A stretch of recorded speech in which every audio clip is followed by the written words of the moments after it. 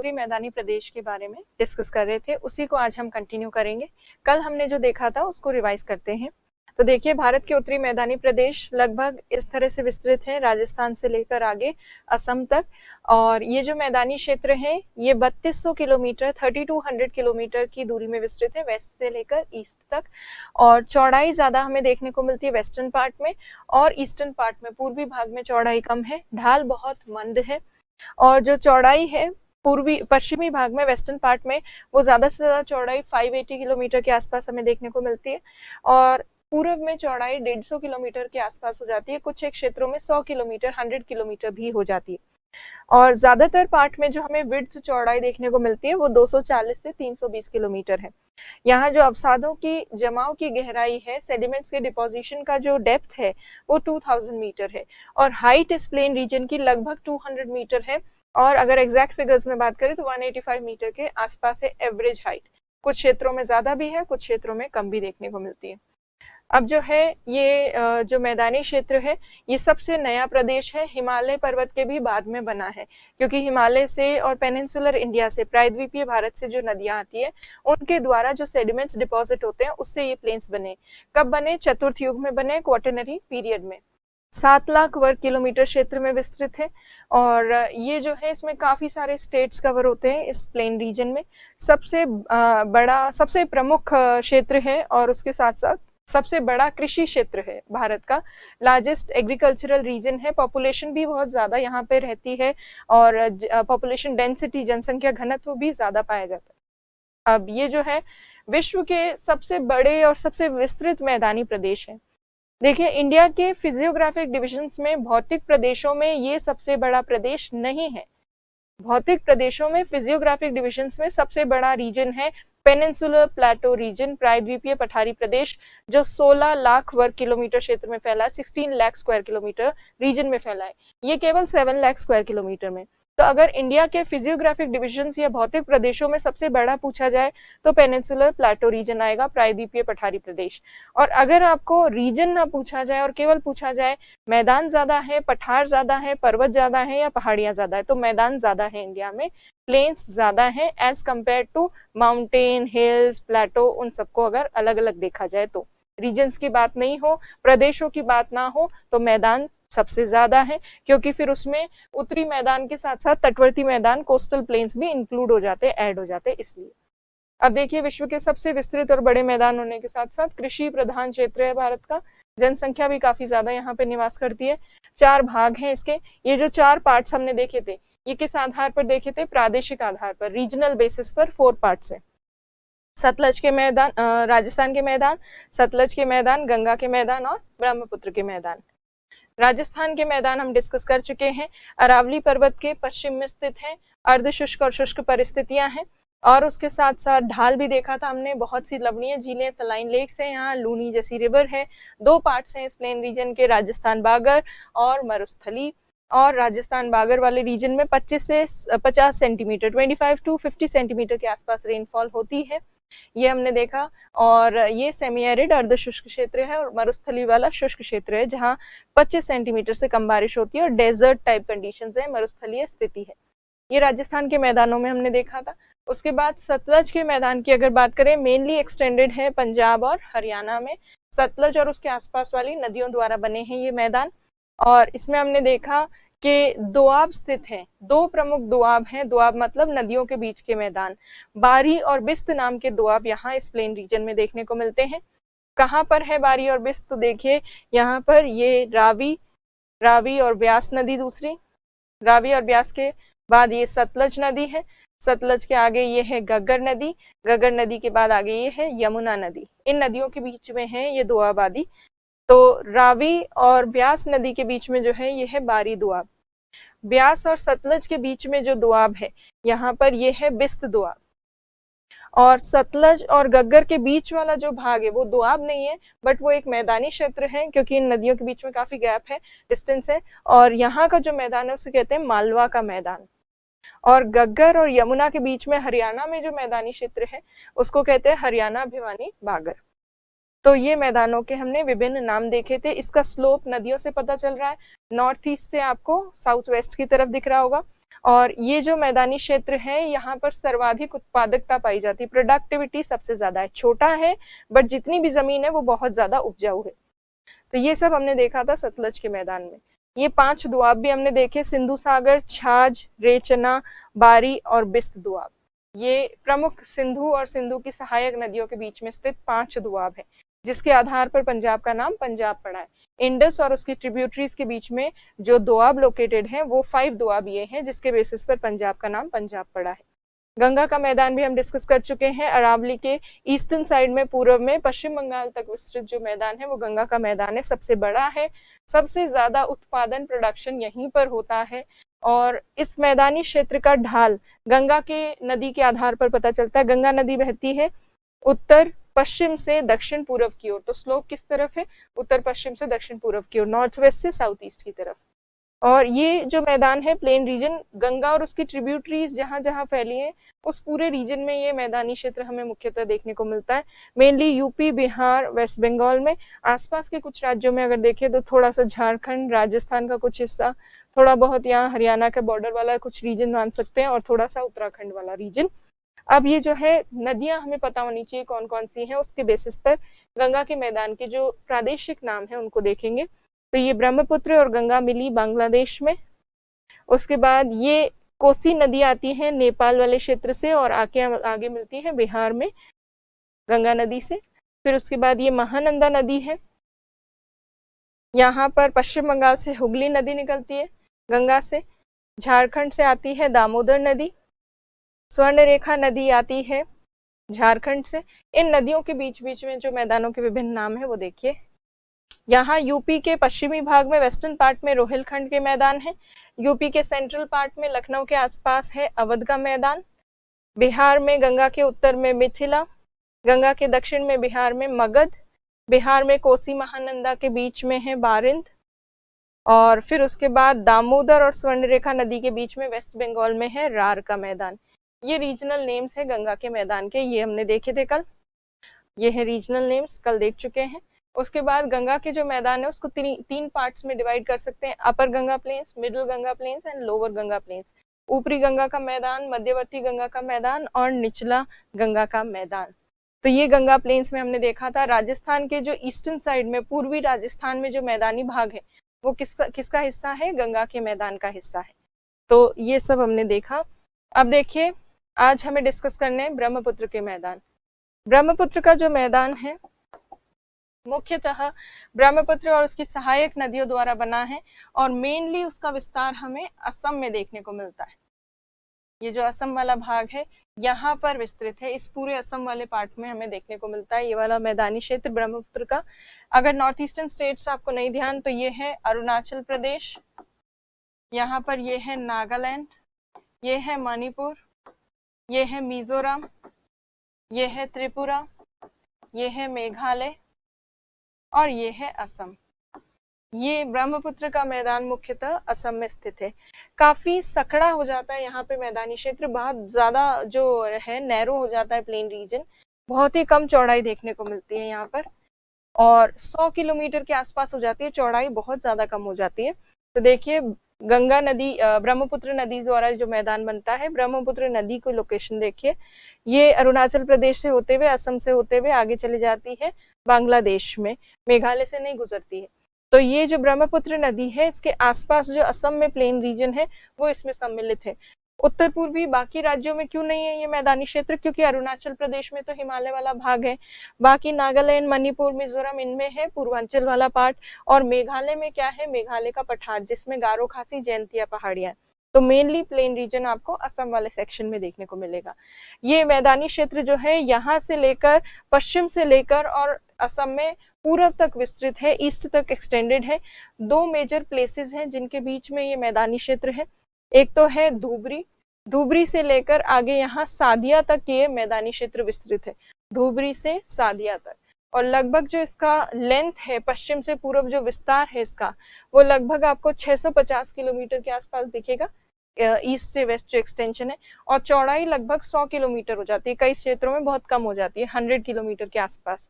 तो ये सकड़े और ब्रह्मपुत्र के आसपास पाए जाने वाले मैदान है जो मुख्यतः असम में है।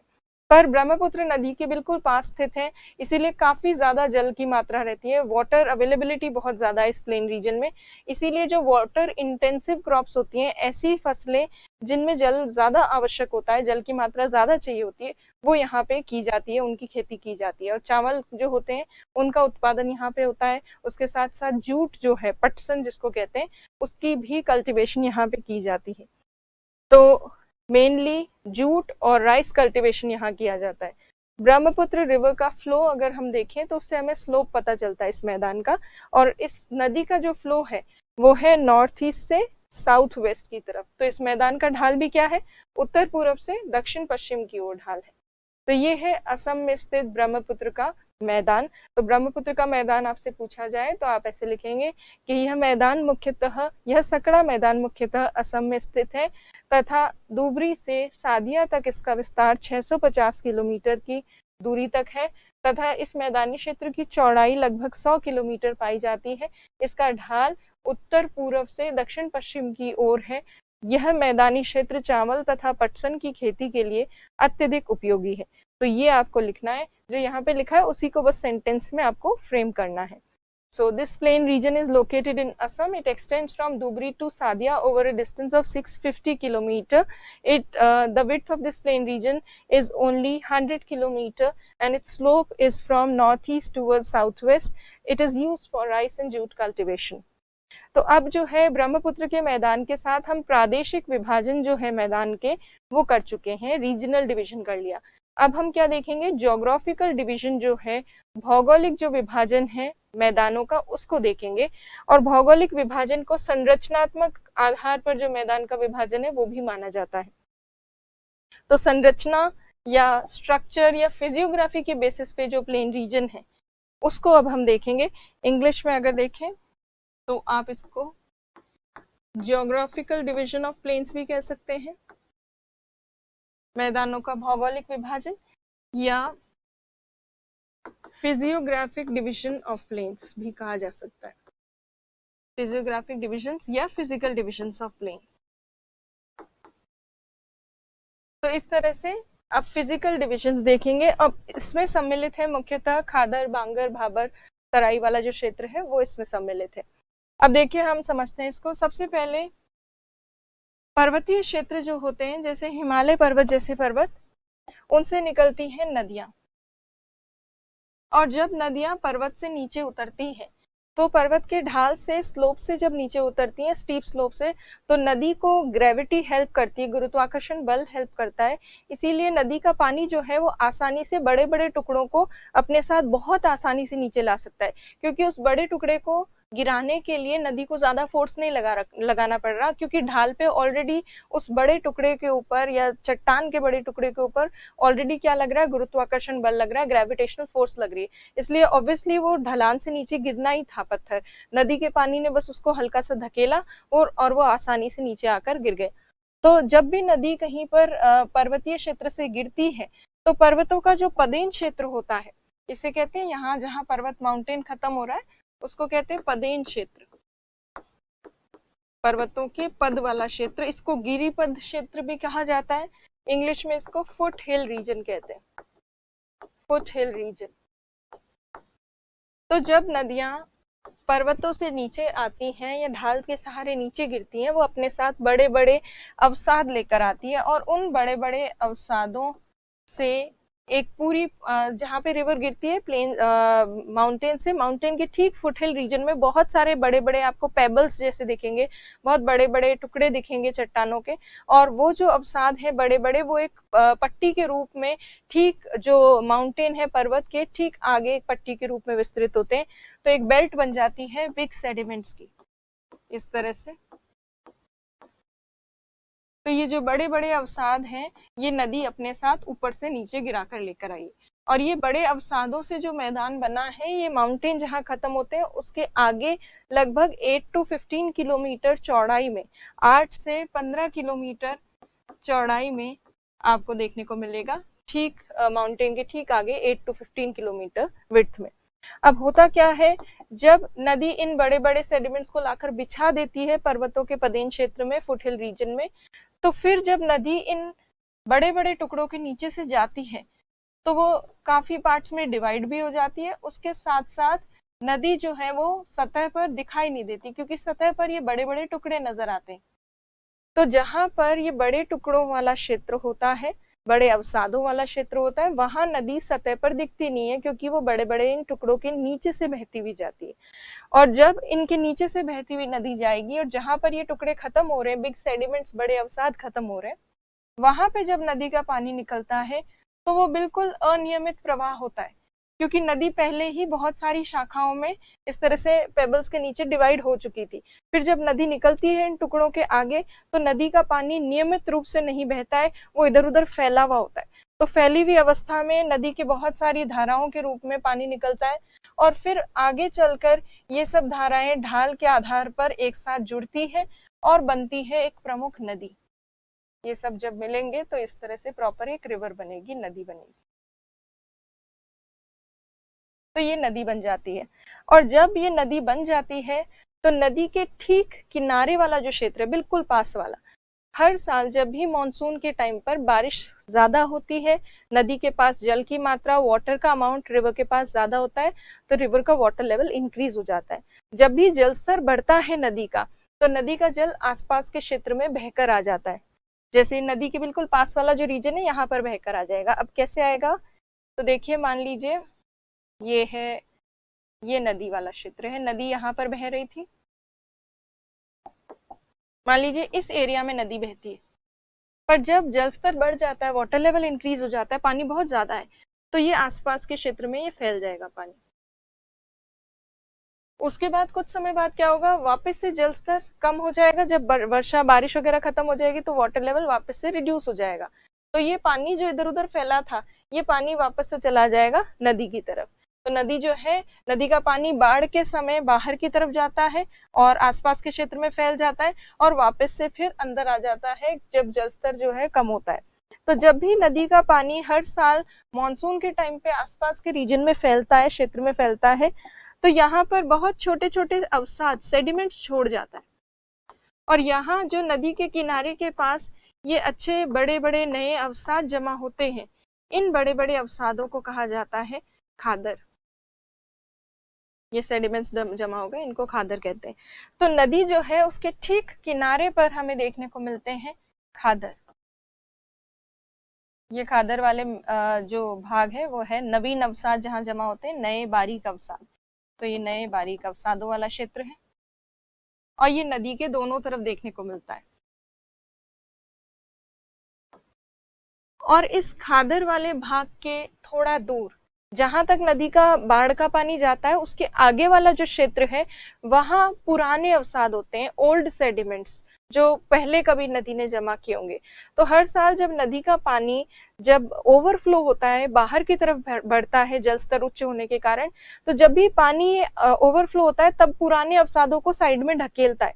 और जब भी ये साइड में धकेलता है तो लगातार हर साल पुराने अवसाद साइड में हटते जाते हैं, और धीरे धीरे साइड में जमा होते होते उनकी ऊंचाई नए अवसादों के, न्यू सेडिमेंट्स के कंपैरिजन में, खादर की तुलना में उनकी ऊंचाई थोड़ी ज्यादा हो जाती है। इसीलिए जहां पर नए अवसाद हैं, उनके आसपास जो ऊंचा क्षेत्र है, उस ऊंचे क्षेत्र में आपको पुराने सेडिमेंट्स दिखते हैं, और ये जो पुराने अवसादों से बना मैदान है, ये कहलाता है बांगर। तो खादर के ठीक पास में आपको बांगर वाला क्षेत्र देखने को मिलता है। ये पूरा बांगर वाला क्षेत्र है। तो देखिए यहाँ पर इस डायग्राम में अगर देखें तो ये तो खादर है, उसके पास ये बड़े बड़े पुराने और थोड़े बड़े, खादर से थोड़े से बड़े पुराने अवसाद, ओल्ड सेडिमेंट्स यहाँ देखने को मिलते हैं। तो अगर हम भौगोलिक आधार पर देखें, ज्योग्राफिकल बेसिस पर या फिजियोग्राफिक बेसिस पर या संरचना के आधार पर, तो हमें मैदानी क्षेत्र में 4 भाग देखने को मिलते हैं, 4 पार्ट्स। और ये 4 पार्ट्स क्या हैं वो देखिए।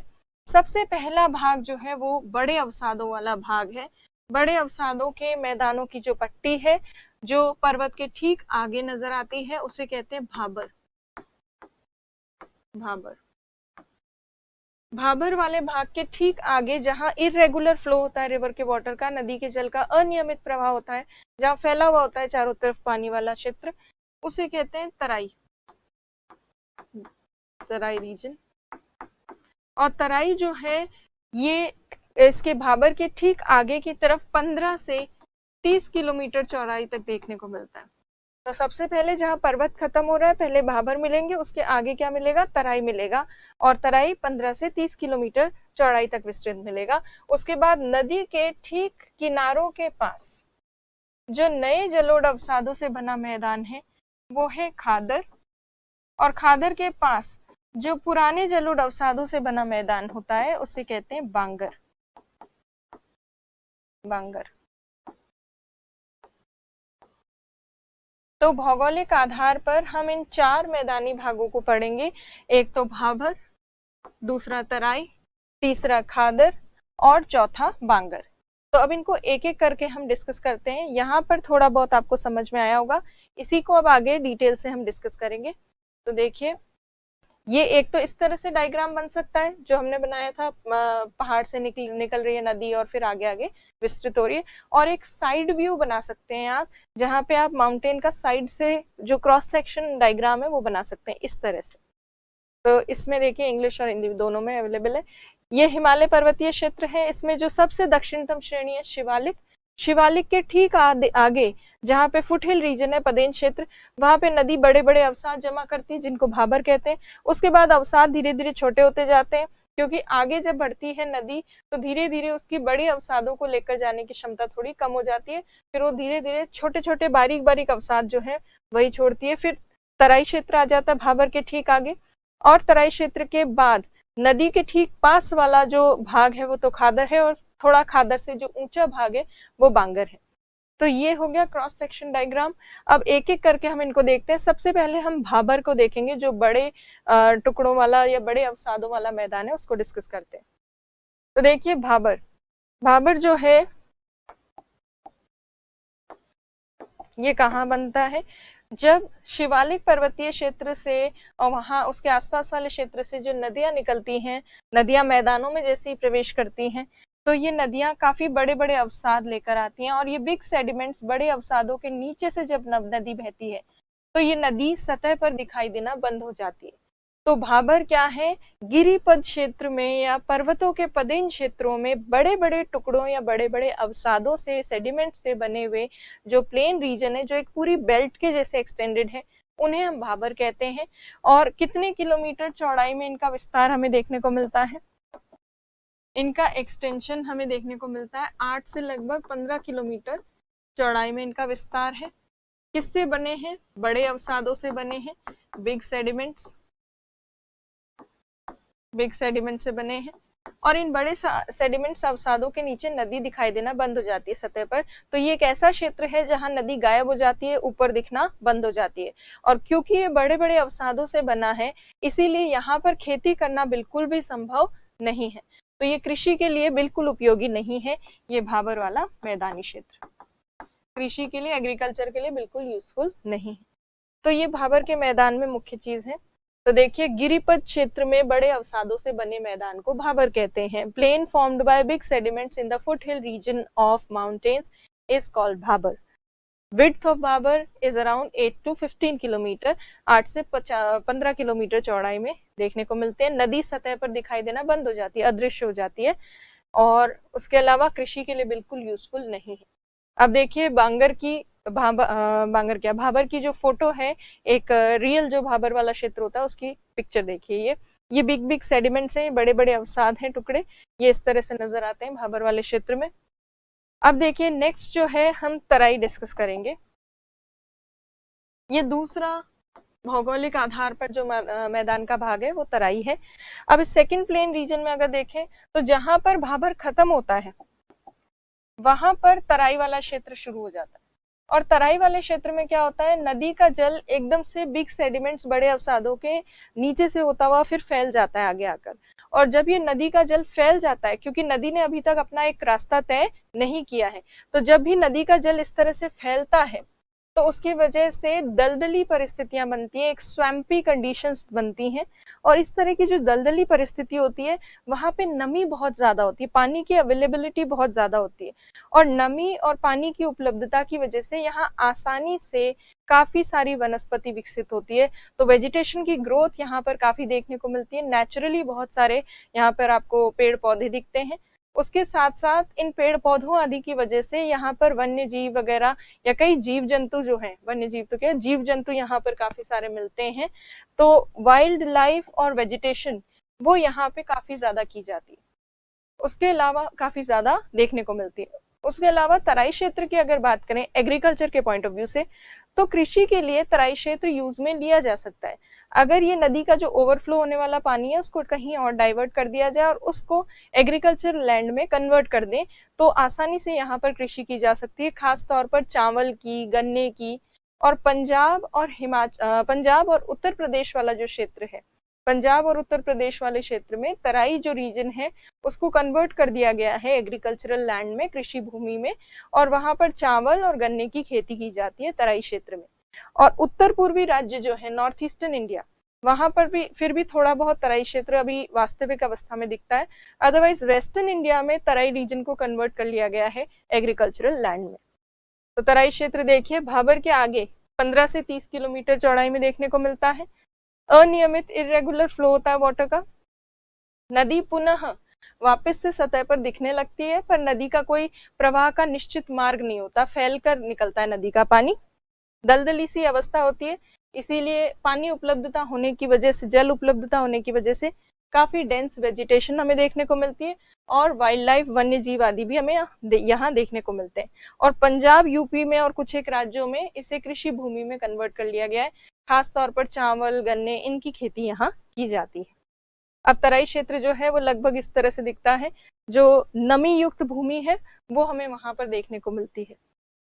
अब तराई क्षेत्र के बाद अगला हम बात करेंगे खादर। ये तीसरा मैदानी भाग है। अब खादर को हम इस तरह से भी देख सकते हैं, जो मैंने पहले डायग्राम बनाया था, जहां पर नदी बहती है, नदी का जो बहाव क्षेत्र है वो हर साल मॉनसून के समय ओवरफ्लो होकर आता है, और जब भी मॉनसून के समय जल स्तर बढ़ता है तो नदी जो फैलता है, नदी का जिस जिस क्षेत्र में नदी का पानी फैलता है उसको कहते हैं बाढ़ का मैदान। और नदी का जब बाढ़ के मैदान में, ये बाढ़ का मैदान है, इसमें जब नदी का जल हर साल फैलता है तो यहाँ पर छोड़कर जाता है नवीन अवसाद, नए नए सेडिमेंट छोड़कर जाता है, और यही नवीन अवसादों से बना जो मैदान है ये क्या कहलाता है, खादर कहलाता है। तो नए अवसादों से बने मैदान को खादर कहते हैं। काफी उपजाऊ होता है, हर साल ये रिन्यू होता जाता है, क्योंकि हर साल इसमें पुराने अवसादों के स्थान पर नए अवसाद, नए सेडिमेंट्स आकर जमते जाते हैं। तो इसीलिए इसकी प्रोडक्टिविटी, उत्पादकता इस मैदान की बहुत ज्यादा होती है, पर इसका एरिया छोटा है, बहुत कम एरिया में देखने को मिलता है, क्योंकि केवल नदी के किनारे के पास ही आपको खादर देखने को मिलेगा।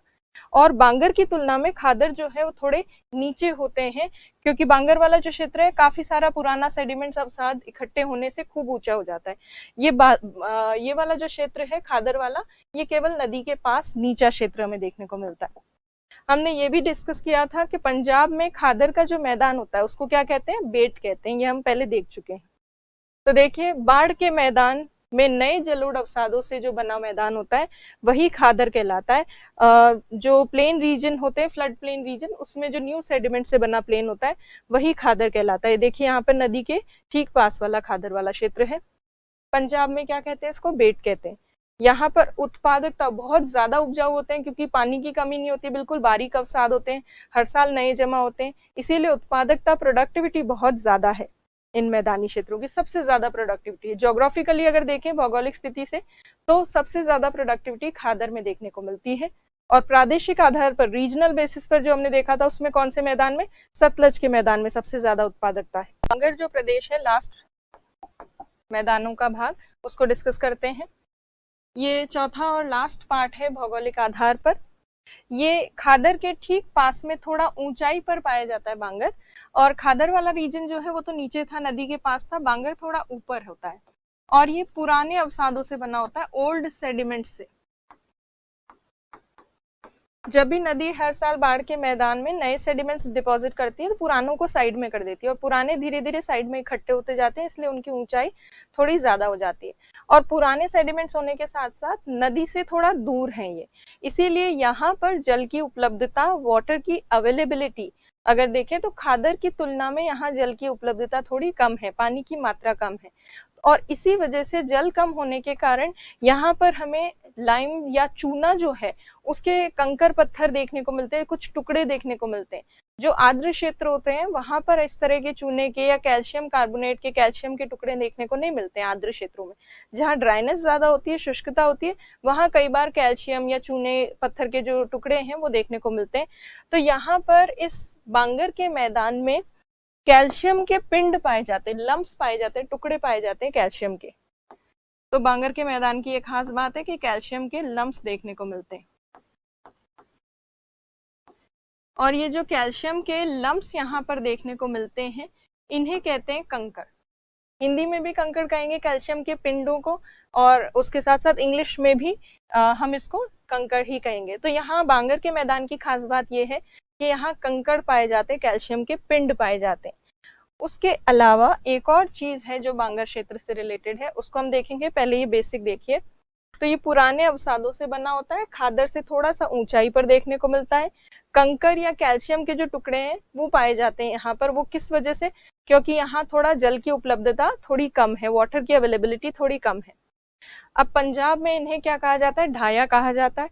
ढाया को इस तरह से भी लिखा जा सकता है, ढाया कहा जाता है। हमने कल के जो क्लास है उसमें डिस्कस किया था। ढाया क्या होता है? जहाँ पे खादर खत्म होता है और खादर के किनारे पर जो कगार जैसी देखने को मिलती है, जहाँ से बांगर शुरू होता है, एक ब्लफ जैसा रीजन, थोड़ा सा ऊंचा क्षेत्र, उसी को कहते हैं ढाया पंजाब में। तो ये सब तो ठीक है। इसके अलावा जहाँ पर भी ये बांगर प्रदेश होता है, बांगर प्रदेश में जो कैल्शियम के पिंड, बड़े और छोटे हर तरह के सेडिमेंट्स, ये सब देखने को मिलते हैं।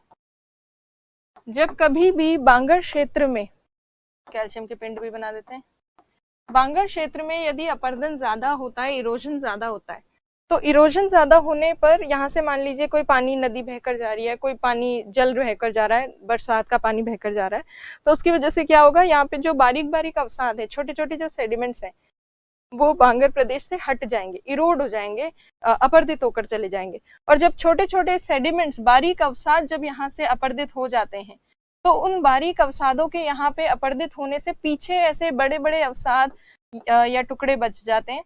तो जब भी कभी बांगर क्षेत्र में ज्यादा इरोजन होता है, अपरदन होता है, तो ऊपर की जो मुलायम मिट्टी है वो तो हट जाती है, चले जाती है, और ऊपर की मुलायम मिट्टी के हट जाने से पीछे कंकर युक्त, पत्थर कंकर युक्त भूमि बसती है।